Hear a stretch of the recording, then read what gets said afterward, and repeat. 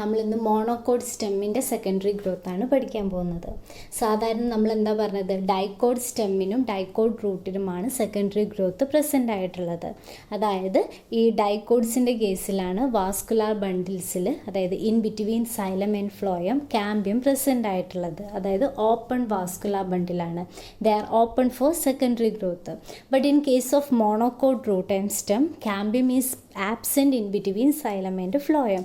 Okay, closed ആയിട്ടുള്ള vascular bundles ആണ്. So normally മോണോകോഡ്സിൻ്റെ കേസിൽ സെക്കൻഡറി ഗ്രോത്ത് നടക്കുന്നതല്ല. പക്ഷേ ചില പെക്യുലർ ആയിട്ടുള്ള ചില പ്ലാന്റ്സിൽ ഇങ്ങനെയുള്ള അനോമലസ് ആയിട്ടുള്ള സെക്കൻഡറി ഗ്രോത്ത് കാണിക്കും. അതിന് എക്സാമ്പിളാണ് ഡ്രസീന. സോ ഡ്രസീനയിലുള്ള അനോമലസ് സെക്കൻഡറി ഗ്രോത്ത് ആണ് നമ്മൾ പറയാൻ പോകുന്നത്. Dracaena can be considered as a typical example of anomalous secondary growth in monocots. It's a young stem. നമ്മൾ അതിൻ്റെ ഒരു യങ് സ്റ്റെമ്മ് നോക്കിയാൽ അതിൻ്റെ അനാറ്റമി എന്ന് പറയുന്നത് ഒരു ടിപ്പിക്കൽ മോണോകോഡ് സ്റ്റെമ്മിൻ്റെ അനാറ്റമി തന്നെയാണ്. അതായത് ഔട്ടർ മോസ്റ്റ് ആയിട്ട് എപ്പിഡെർമിസ് ഉണ്ടാവും, ദെൻ ഒരു സ്ക്ലീറൻ കൈമാറ്റസ് ആയിട്ടുള്ള കോട്ടക്സ് ഉണ്ട്, ഹൈപ്പോഡെർമിസ് ഉണ്ടാവാം, ദെൻ ഒരു ഗ്രൗണ്ട് ടിഷ്യൂ ഉണ്ടാവും. മോണോകോഡ് സ്റ്റെമ്മിൽ ഇങ്ങനെയല്ല പഠിച്ചത്, ഗ്രൗണ്ട് ടിഷ്യൂ ആയിരിക്കും ഉണ്ടാവുന്നത്. ആ ഗ്രൗണ്ട് ടിഷ്യൂവിൽ സ്കാറ്റർ ചെയ്തുകൊണ്ട് എന്ത് പ്രസൻ്റ് ആയിരിക്കും, വാസ്കുലാർ ബണ്ടിൽസ് പ്രസൻ്റ് ആയിരിക്കാം. വാസ്കുലാർ ബണ്ടിൽസ് എന്ന് പറയുന്നത് ക്ലോസ്ഡ് ആണ്. അതായത് in between xylem and phloem there is no cambium. Then collateral vascular bundles are embedded in parenchymatous ground tissue. Okay അല്ലേ? സോ ഇത് നമ്മളുടെ ഡ്രസീനയുടെ സ്റ്റെമ്മിൻ്റെ TS എടുത്താൽ കിട്ടുന്നൊരു ഫോട്ടോയാണ്. So, secondary growth is initiated by the formation of a special meristematic zone which develop in the inner cortical region. So, Dracaena ഒരു monocot stem ആണ്. So അവരുടെ vascular ബണ്ടിൽ closed ആണ്, അതായത് കാമ്പിയം ആബ്സെൻ്റ് ആണ്. പക്ഷേ സെക്കൻഡറി ഗ്രോത്ത് നടക്കണമെങ്കിൽ എന്ത് വേണം, കാമ്പിയം പ്രസൻ്റ് ആവണം. സോ ഇവരുടെ സെക്കൻഡറി ഗ്രോത്ത് എങ്ങനെയാണ് സ്റ്റാർട്ട് ചെയ്യാന്ന് വെച്ചാൽ ഒരു കാമ്പിയം ഡെവലപ്പ് ചെയ്യാൻ തുടങ്ങും. എവിടെയാണ് ഡെവലപ്പ് ചെയ്യുക? കോർട്ടക്സിലായിട്ടാണ് കാമ്പിയം ഡെവലപ്പ് ചെയ്യുന്നത്. ഏറ്റവും ഇന്നോമോസ്റ്റ് ആയിട്ടുള്ള കോർട്ടിക്കൽ റീജിയനിലായിട്ടായിരിക്കും കാമ്പിയം ഡെവലപ്പ് ചെയ്യുന്നത്. ഈ പിക്ചർ നോക്കിയാൽ നിങ്ങൾക്ക് മനസ്സിലാവും, കോർട്ടക്സിൻ്റെ ഏറ്റവും താഴെയായിട്ട് കാമ്പിയം ഡെവലപ്പ് ചെയ്തിട്ടുണ്ട്. ഓക്കെ, കോർട്ടക്സിൻ്റെ ഇന്നർമോസ്റ്റ് കോർട്ടക്സ് ആണ് കാമ്പിയമായിട്ട് ഡെവലപ്പ് ചെയ്യുന്നത്. അവിടെ നോക്കിയാൽ നിങ്ങൾക്ക് കാണാൻ പറ്റും, മൾട്ടി ലെയേർഡ് ആണ് കാമ്പിയം. അതായത് മോർ ദാൻ 1 ലെയേഴ്സ് കാമ്പിയത്തിന് പ്രസൻ്റ് ആണ്. ദെൻ അവരുടെ ഷേപ്പിലും വ്യത്യാസമുണ്ട് അല്ലേ? അതായത് ഈ എന്താ പറയുക, സെൽസിൻ്റെ the cortical cells lying external to the vascular bundle develop a multi layered cambium അല്ലേ? അതായത് വാസ്കുലാർ ബണ്ടിൽസിന് തൊട്ട് മുന്നേ ആയിട്ടുള്ള അല്ലെങ്കിൽ ഏറ്റവും ഇന്നർമോസ്റ്റ് കോർട്ടിക്കൽ റീജിയനാണ് കാമ്പിയമായിട്ട് മാറുന്നത്. ഇനി അവരുടെ സൈസ് ചിലപ്പം ഫ്യൂസിഫോം ആവാം, അങ്ങനെ ഡിഫറെൻറ്റ് ഷേപ്പിലായിട്ടായിരിക്കും ഈ ഒരു കാമ്പിയം പ്രസൻ്റ് ആയിട്ടുള്ളത്. And the cambium behaves abnormally. Okay, so abnormal ബിഹേവിയറാണ് കാമ്പിയം കാണിക്കുന്നത്. നമ്മൾ കാമ്പിയം എന്താ ചെയ്യുക, അവർ മെരിസ്റ്റമാറ്റിക് സെൽസാണ്. അവർ കണ്ടിന്യൂസ് ആയിട്ട് ഡിവൈഡ് ചെയ്തിട്ട് ഔട്ടർ സൈഡിലോട്ടേക്കും ഇന്നർ സൈഡിലോട്ടേക്കും സെൽസ് ഫോം ചെയ്യും അല്ലേ? ഇവിടെ ഈ ഡ്രസീനയുടെ കേസിൽ കാമ്പിയം ഔട്ടർ സൈഡിലോട്ടേക്ക് വളരെ കുറച്ച് സെൽസ് മാത്രമേ പ്രൊഡ്യൂസ് ചെയ്യുന്നുള്ളൂ. ഇന്നർ സൈഡിലോട്ടേക്കാണ് ഒരുപാട് സെൽസ് പ്രൊഡ്യൂസ് ചെയ്യുന്നത്.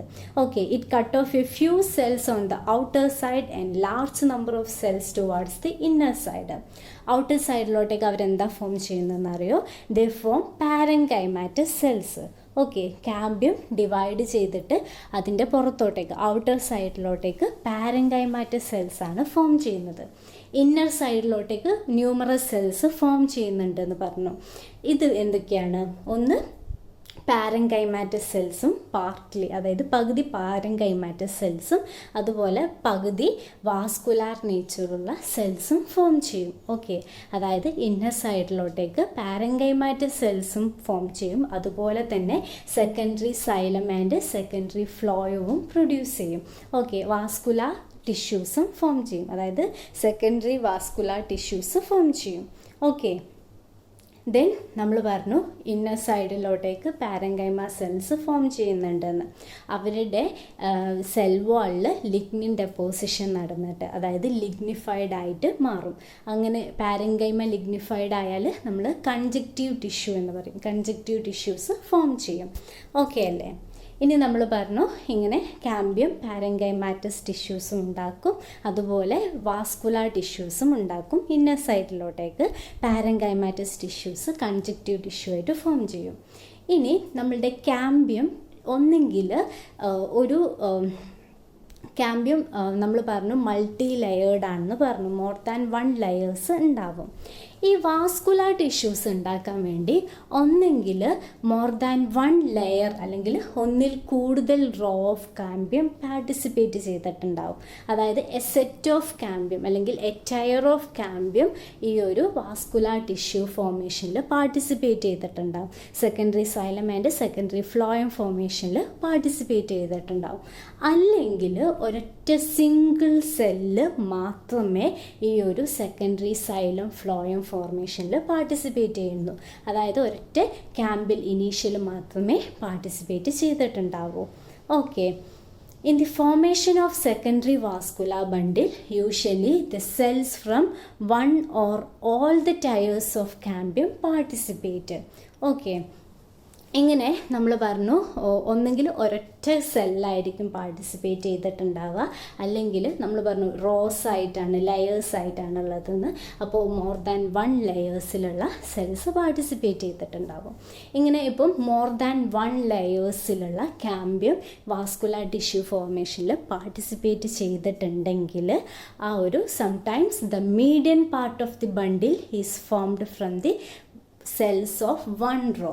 അതായത് ഒരു റോയിലുള്ള കാമ്പിയൽ സെൽസിൽ നിന്ന് വാസ്കുലാർ ബണ്ടിലിൻ്റെ നടുവിലെ പാർട്ട് മീഡിയൻ പാർട്ട് ഫോം ചെയ്യും. ആൻഡ് ആ ഒരു വാസ്കുലാർ ടിഷ്യൂസിൻ്റെ 2 സൈഡും, അതായത് മീഡിയൻ പാർട്ട് ഒരു റോ ഫോം ചെയ്യും, പിന്നെ 2 ലാറ്ററൽ സൈഡിലുള്ള ടിഷ്യൂസും അടുത്ത അഡ്ജസൻറ്റ് റോസും ഫോം ചെയ്യും. Okay. However, in most cases, the secondary vascular bundle develop from a single cell. Okay, നമ്മൾ പറഞ്ഞു ഒന്നെങ്കിൽ സിംഗിൾ സെല്ലിൽ നിന്ന് അല്ലെങ്കിൽ എ സെറ്റ് ഓഫ് കാമ്പിൽ റോസിൽ നിന്നായിരിക്കും ഫോം ചെയ്യാന്ന്.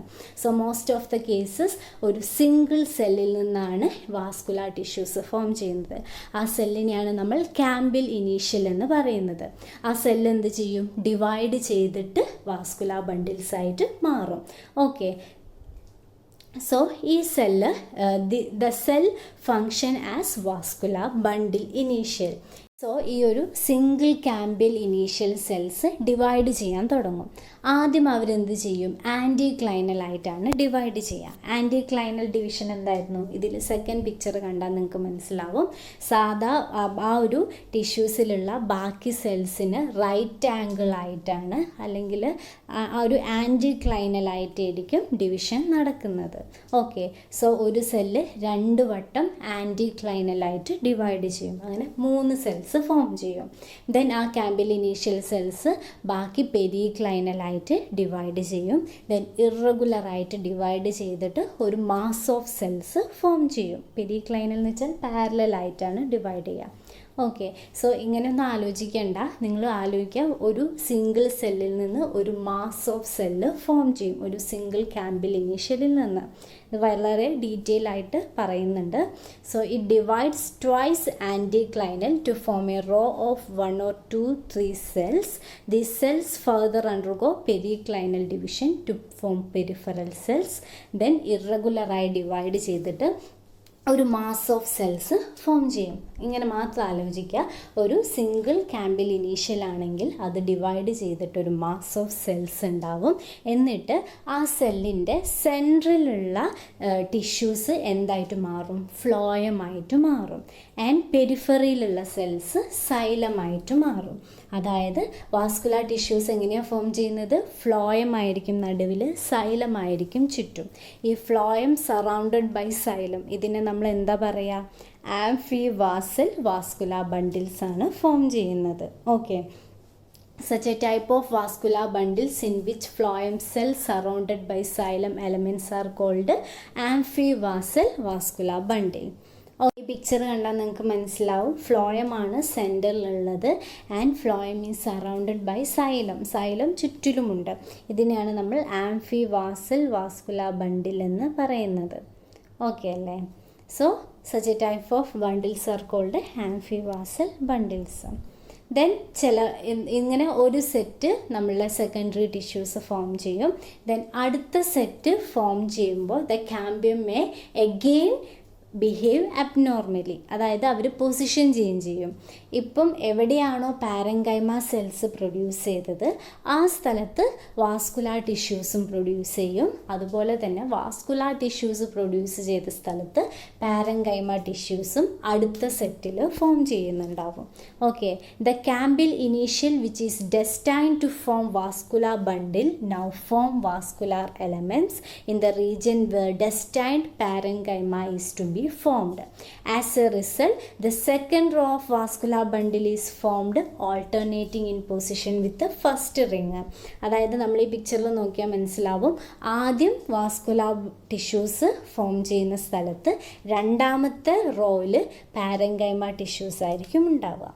അതുപോലെ ആദ്യം പാരങ്കൈമ ടിഷ്യൂസ് ഫോം ചെയ്ത സ്ഥലത്ത് രണ്ടാമത്തെ റോയിൽ നോക്കിയാൽ വാസ്കുലാർ ടിഷ്യൂസ് ആയിരിക്കും ഉണ്ടാവുക.